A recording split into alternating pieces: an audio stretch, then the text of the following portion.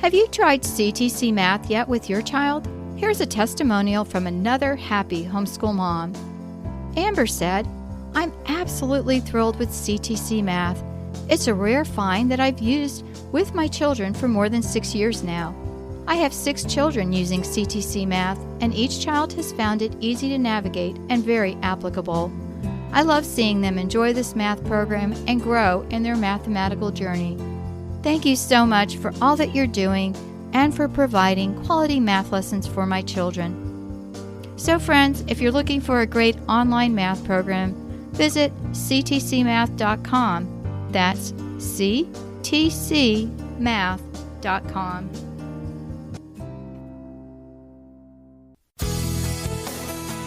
This is a production of the Ultimate Homeschool Radio Network.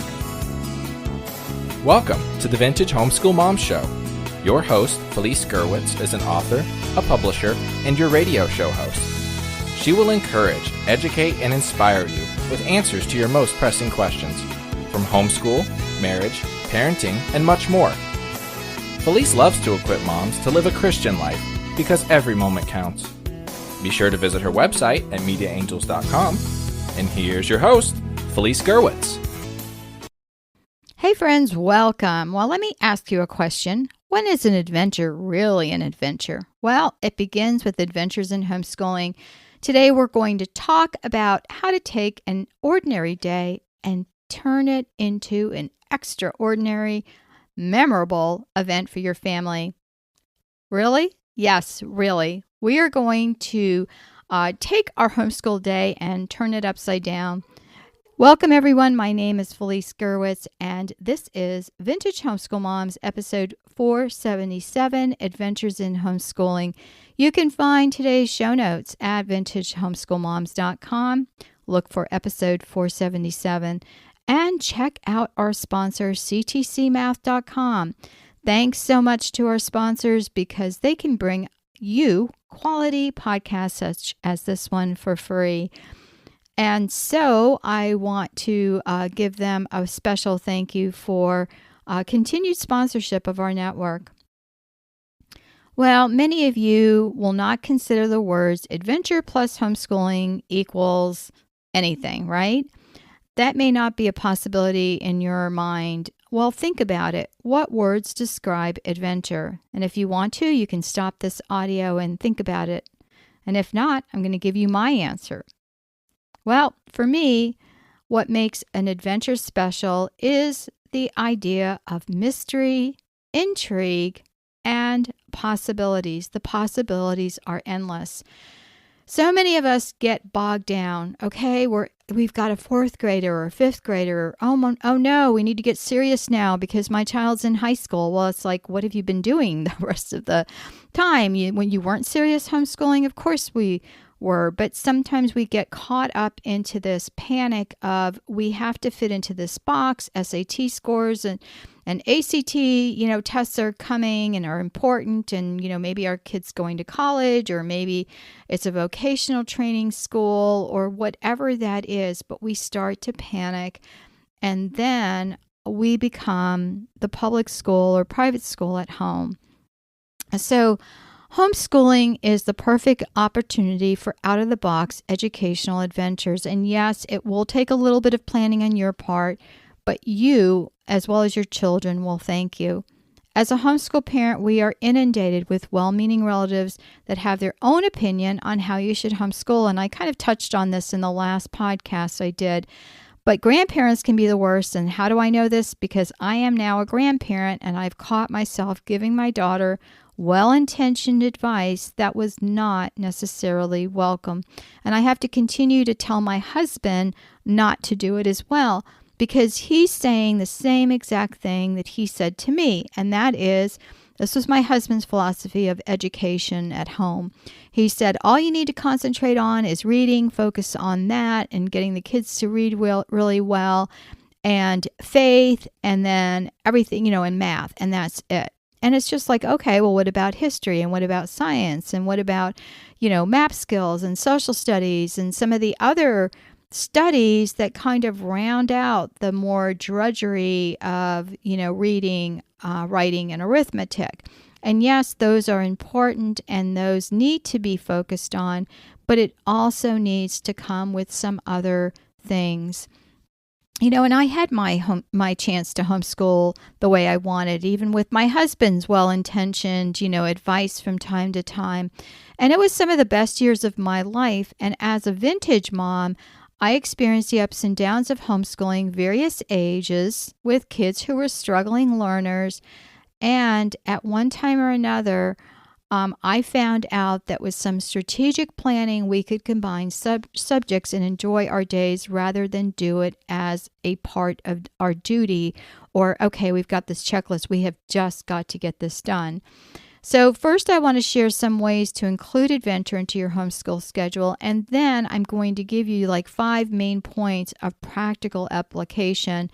And basically to give you a framework of making it a possibility in your own homeschool, because we're not sitting together. I don't see, the ages of your kids and can't just sit there with you and plan. Wouldn't that be fun if we could do that?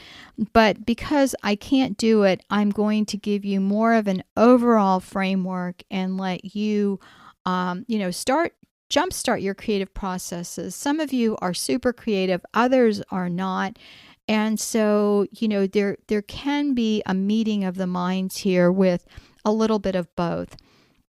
So here are some ways to include adventure in your homeschool week. And the first is with the scavenger hunt. Do you have to do one every day? No. Does it have to be weekly? Of course not.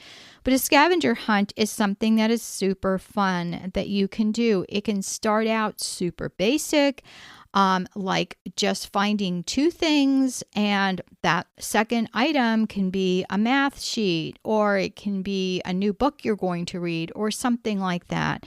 So it just makes, okay, well, today we're going to read this book. Instead, they have to find it, and it's really fun to do. And with a scavenger hunt, you start out with different hints or clues, and then when you get to the second clue, you have another clue to take you to the third clue. And then, with the culmination of that final clue is where that item is. And they don't necessarily know what they're looking for. So there's the mystery and intrigue. The second is a field trip, even if it's in the backyard. I remember we were studying bugs one time. And so I said, we're taking a field trip into, the front garden, and we are going to look at ant piles because we had quite a few of those. And so we just pulled up chairs and sat there and watched the ants at work. And then we said, the kids were like, well, do you think they like really sweet things? So then we tried baiting around the ant pile with some sugar in one and salt in the other. And, I just had them guess. And then we did some research. The first is like an educated guess. They had the question, and this is kind of like scientific method. The question, what do ants like, sweet or salty things? The second was a hypothesis, an educated guess. And the third was research. So then they went and researched it. And the fourth was procedure. We went back and redid it. And guys, I'm like, I don't have it in front of me. I'm like super impressed. I'm remembering all this. Tells you how many science projects we did, which was a lot. And then after the procedure, they came to a conclusion. They had observation and then their conclusion. So I'm like super proud of myself today. So anyway, that field trip can turn into a science lesson. It can also turn into observation of wildlife or birds, and then you're going to add the binoculars and the magnifying glass and some other things and the bug catchers. Start small.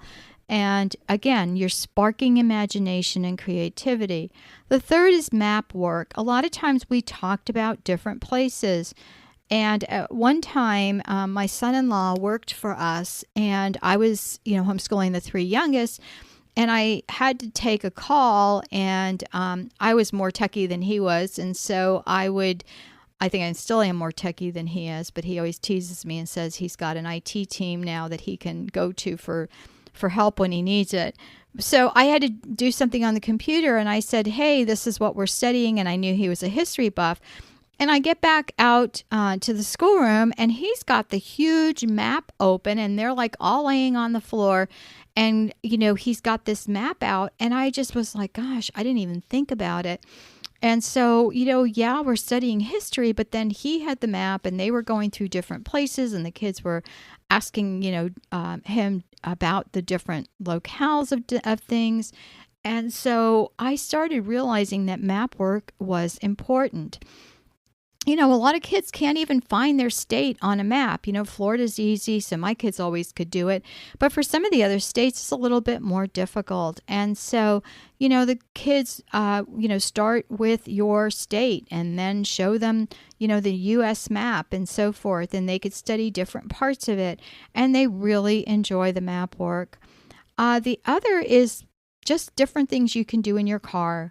Parts of speech. Look for all the nouns in a room. You're on a car journey. Look out the window and, name me 3 nouns. And I would have the kids take turns. Or, count the number of blue trucks we pass, or whatever that was that we were trying to learn. It was more of a reinforcement of something that they were doing or learning.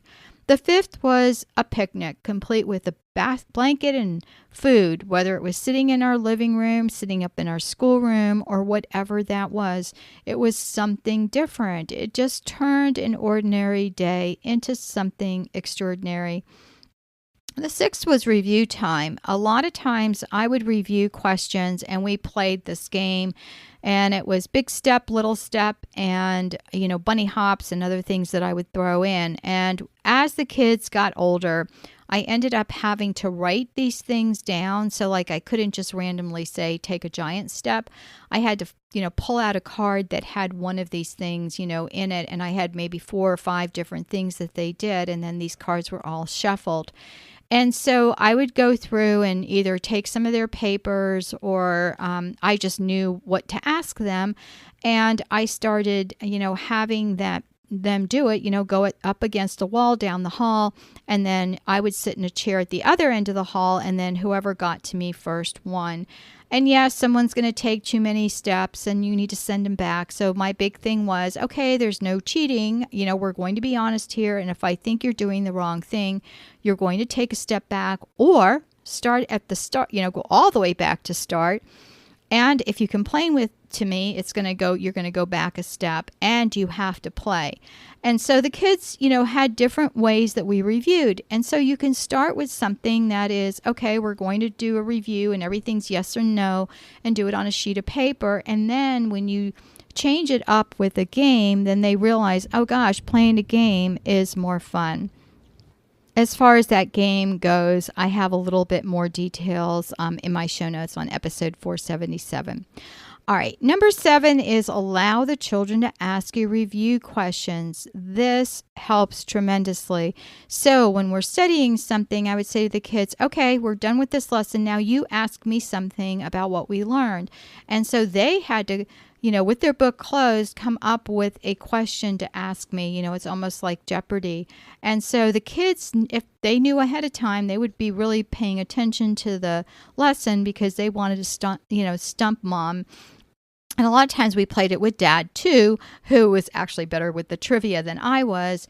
But it was really fun because they were asking me the questions and it was a little bit of a reverse for them. And then the 8th is to use the grocery store as an example of foods that come from various places. You can tie this into geography lessons. You can, do this with, okay, find things that come from outer space, for example, like a Mars bar and, just different things. In our creation astronomy book, I think I have a whole list of things that, were games that you could play at the grocery store that had to do with science.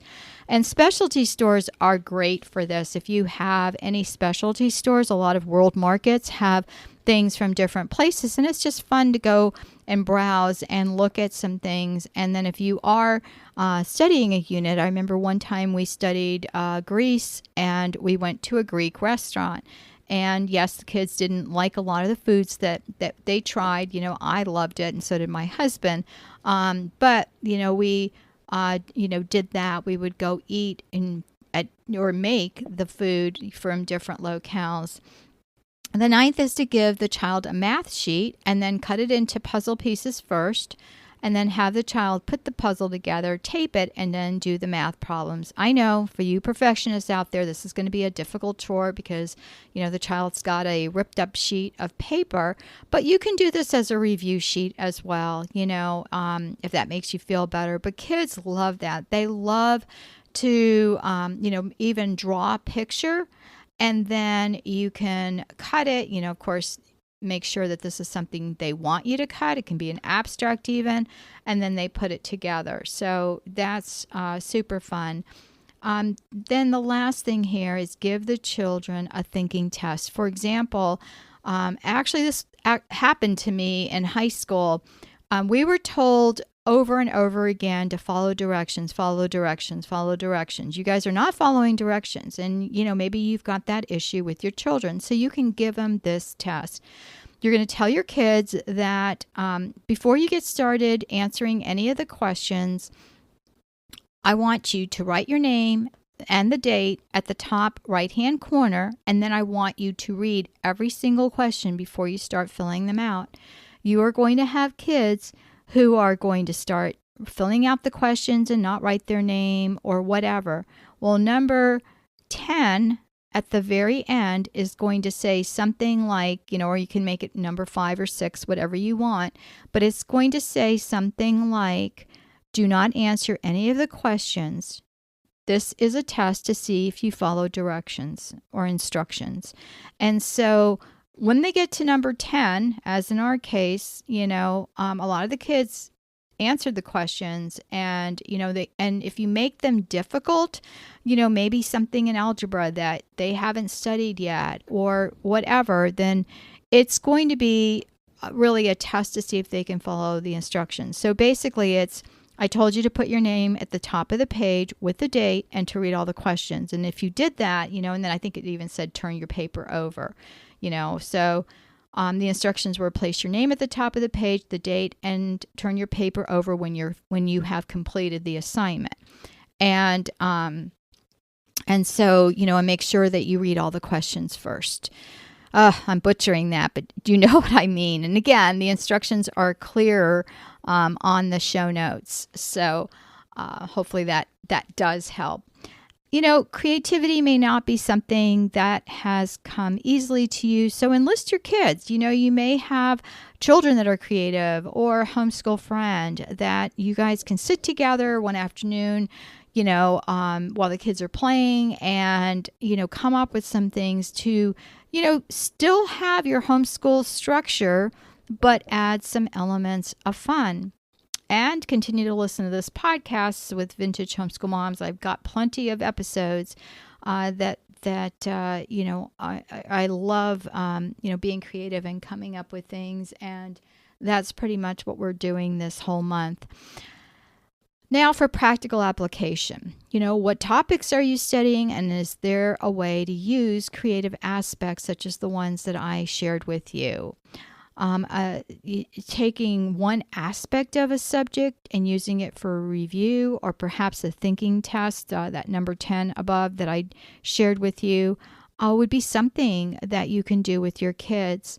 Another is to use the subject as a group study for all ages. For example, if you're studying physical science in middle or freshman year of high school, then there are other aspects that would overlap. So when my son was studying oceanography, the younger siblings were studying biology, and so there were some overlapping topics that we could do together as a field trip. The use of language arts or writing skills can be used for fun or creative activities such as the scavenger or treasure hunts. And also hands-on activities as much as possible. Enlist the younger kids to do some hands-on activities, but truthfully, many of the older kids love them as well. So however you decide to include adventures in homeschooling this year, be sure to let us know if there's something that you've done that has stood out. You can go to Vintage Homeschool Moms, look for Adventures in Homeschooling, episode 477, and let us know by leaving a comment in the post. Please share this episode with a homeschooling friend. Take care, God bless, and I'll talk to you soon. Bye-bye. Thanks for tuning in to the Vintage Homeschool Mom Show. Visit Felice at MediaAngels.com and TheVintageHomeschoolMoms.com. Vintage Homeschool Moms is a production of the Ultimate Homeschool Radio Network.